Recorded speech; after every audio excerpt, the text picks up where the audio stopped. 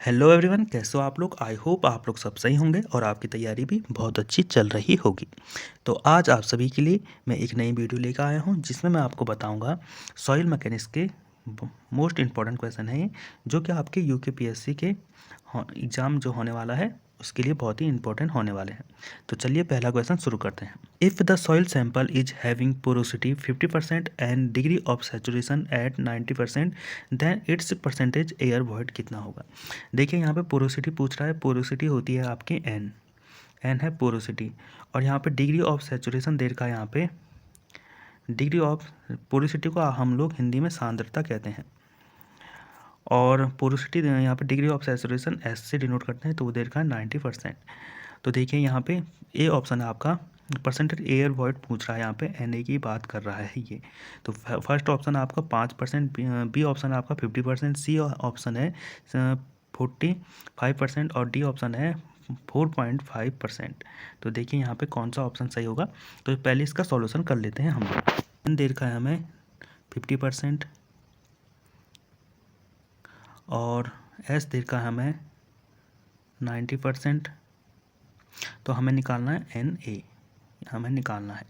तो आपको पता ही होगा कि देखिए एन ए का फॉर्मूला होता है हमारा एन ए इक्वल टू होता है एन इंटू ए सी, एयर कंटेंट। तो यहाँ पे ए सी है एयर कंटेंट, ये फॉर्मूला होता है। तो हमें यहाँ पे ए सी पता नहीं है, तो हम एस वाले फॉर्मूले से ए सी निकाल सकते हैं। तो एस बराबर होता है S plus saturation, degree of saturation plus air content equal to 1 होता है, ये फॉर्मूला होता है। तो हम लोग ऊपर वाले फॉर्मूले से एन ए निकालना है हमें, तो हमें ए सी की ज़रूरत है, तो यहाँ इस वाले फॉर्मूले से हम ए सी निकाल देंगे। तो ए सी इक्वल टू हो जाएगा हमारा 1 माइनस एस, और एस देर का है हमारा 90%। तो 90% देर का है, तो उसको सॉल्यूशन करके 90 को 1 माइनस 0.9 हो जाएगा। तो इसका सॉल्यूशन करके आ जाएगा हमारा 0.1%। इसका मीन्स ये है कि 10% हमें आ जाएगा हमारा ए सी। तो ए सी की वैल्यू हम यहाँ पे इस वाले इक्वेशन में रखेंगे, तो हमारा परसेंटेज एयर वॉइड आ जाएगा एन ए, और एन देर का हमें 50%। तो 50% का मतलब 0.5 इंटू, और हमारा ए सी आ गया है 0.1 आ गया। तो ये हो जाएगा हमारा 0.05। तो ये हो जाएगा हमारा 5%। तो यहाँ पे लिखने में दिक्कत हो रही है, पर आप लोग समझ चुके होंगे। ये दो फॉर्मूले थे, याद करने थे इसमें। ए सी यहाँ पे चाहिए था।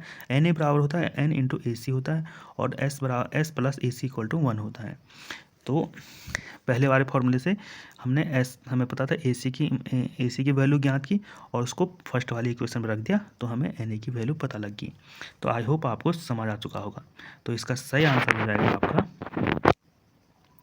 Option number A 5%।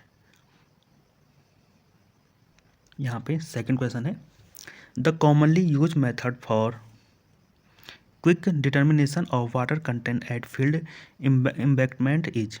देखिए यहाँ पे कॉमनली यूज मेथड जो होता है quick determination of water content और फील्ड के लिए, फील्ड में हमें क्विक डिटर्मिनेशन यदि वाटर कंटेंट निकालने के लिए, जलाश निकालने के लिए हमें जो क्विक मेथड है कौन सा है। ए ऑप्शन है आपका oven drying method, B option है आपका सैंड बाथ मेथड, और सी ऑप्शन है आपका एल्कोहल मेथड, और डी ऑप्शन है आपका कैल्शियम कार्बाइड मेथड। देखिए ये यहाँ पे क्विक के बात कर रहा है ये। तो यहाँ पे पहले इन सब के बारे में आपको बता देता हूँ। यहाँ पे जो ओवन ड्राई मेथड होता है,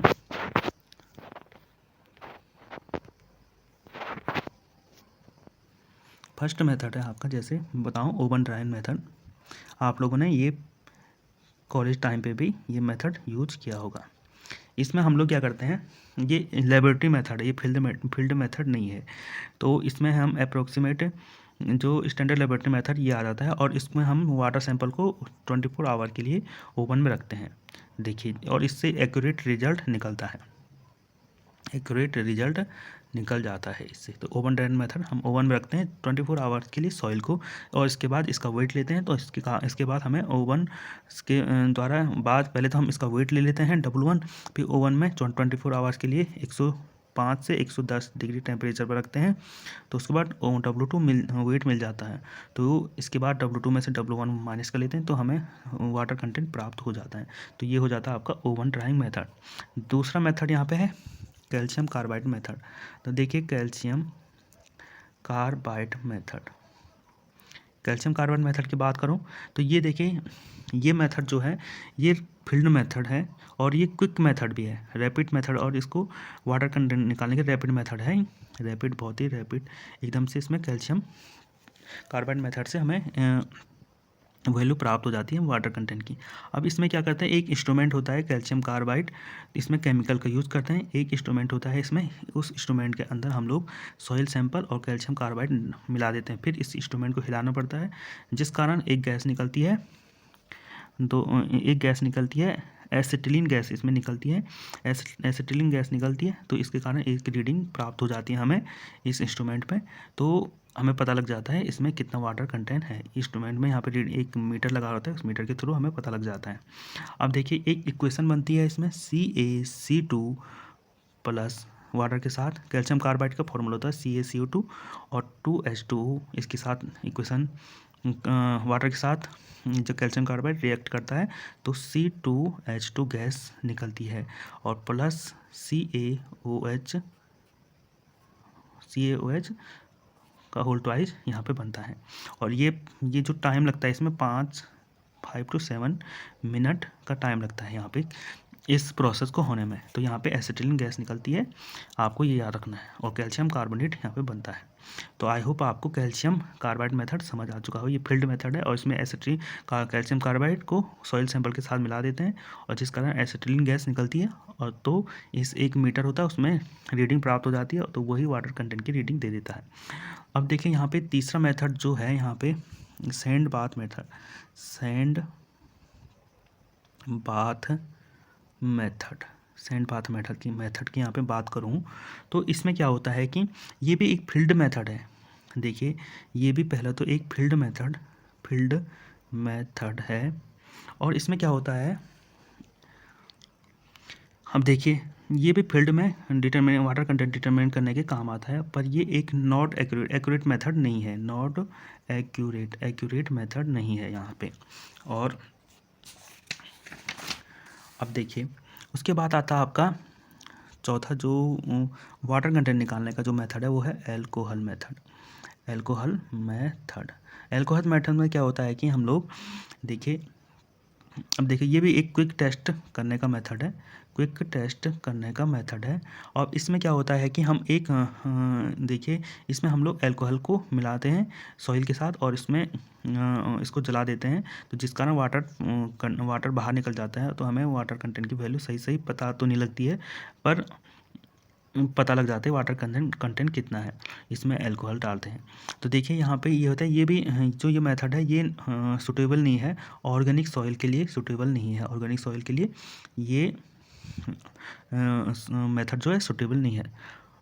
और दूसरा जो है यहाँ पे जिसमें कैल्शियम कंपोनेंट हैं जिस सॉइल में उसके लिए भी ये अल्कोहल मेथड सूटेबल नहीं है। आई होप आपको समझ आ चुका होगा। तो यहाँ पे सही आंसर हो जाएगा हमारा option D, calcium carbide method. Field method भी है और क्विक मेथड भी है यहाँ पे। तो आई होप आपको ये पूरे मेथड आपको समझ आ चुके होंगे। नेक्स्ट क्वेश्चन है तीसरा, the toughness index is defined as the ratio of.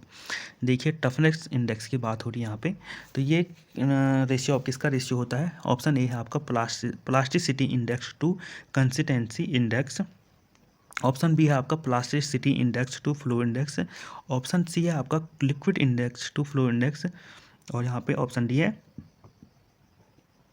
Consistency index to liquid index. तो देखिए यहाँ पे पहले इन सबको इंडेक्स को आपको बता देता हूँ और उसके बाद सही आंसर कौन सा होगा आप लोग कमेंट कर सकते हैं। जो आपका टफनेस इंडेक्स होता है आई से मैं यहाँ पे डिनोट कर रहा हूँ टफनेस इंडेक्स को, ये होता है आपका IP/IF। तो IP यहाँ पे है आपका प्लास्टिसिटी इंडेक्स और IF है आपका फ्लो इंडेक्स। तो आप लोग यहाँ पे देख सकते हैं। देखिए अब टफनेस इंडेक्स की जो वैल्यू होती है वो 0 से 3 के बीच आती है। अब देखिए अब कौन कौन सी सॉइल के लिए होगा ये देखिए। अब देखिए जो फेरिएबल सॉइल होगी, जो इजीली क्रूसिबल प्लास्टिक लिमिट होती है जिनकी, वो उनके लिए हो जाएगा आपका टफनेस इंडेक्स यहाँ पे 1 से कम हो जाएगा। और जो क्ले सॉइल है, देखिए अब क्या है, क्ले सॉइल के लिए 1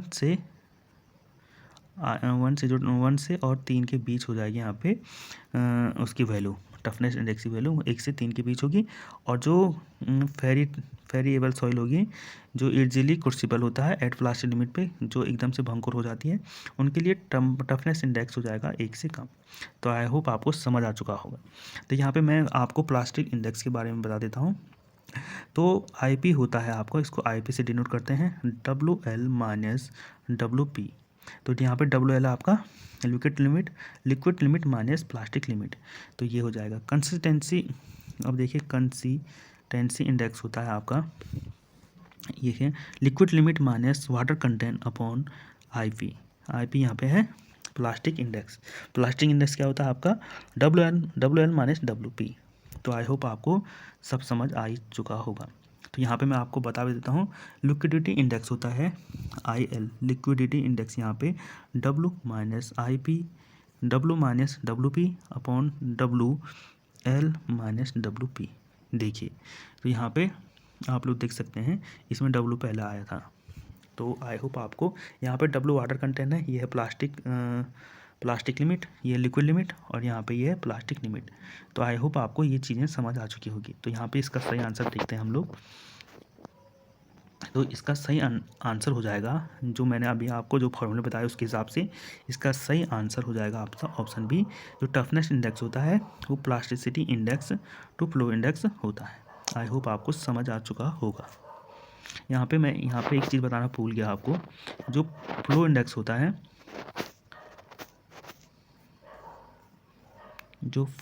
होता है, उसको IF से डिनोट करते हैं। और ये जो ये फ्लो इंडेक्स बनता है आपका, ये आपका प्लास्टिसिटी चार्ट से बनता है। तो इसका W1 माइनस W2, यहाँ पे ये W1 वाटर कंटेन है, और log 10 N2 अपॉन N1, ये है आपका नंबर ऑफ ब्लोज। जो number of blows liquid limit का जो टेस्ट करते हैं हम कैसे ग्रांडे अपैरेटस में, अटरबर्ग लिमिट्स निकालने के लिए कैसे ग्रांडे अपैरेटस होता है, जिसमें हम सॉइल सैंपल को डालते हैं और उसको कैसे ग्रांडे या ASTM टूल से कट करते हैं। तो जो नंबर ऑफ लोग इन दो को चिपकने में लगते हैं, तो उन N की बात हो रहा है। तो यहाँ पे जो ये निकलता है, ये जो हम लोग लिक्विड लिमिट के लिए जो ग्राफ बनाते हैं, उससे ये फ्लो इंडेक्स बनता है। जो यहाँ पे ये रेखा बनती है, उसमें ये फ्लो इंडेक्स का कर्व बनता है। तो उससे यहाँ पे इस वाले फ्लो इंडेक्स की बात हो रही है। यहाँ पे आप लोगों को ये थ्योरी में डिटेल से बता दिया गया होगा।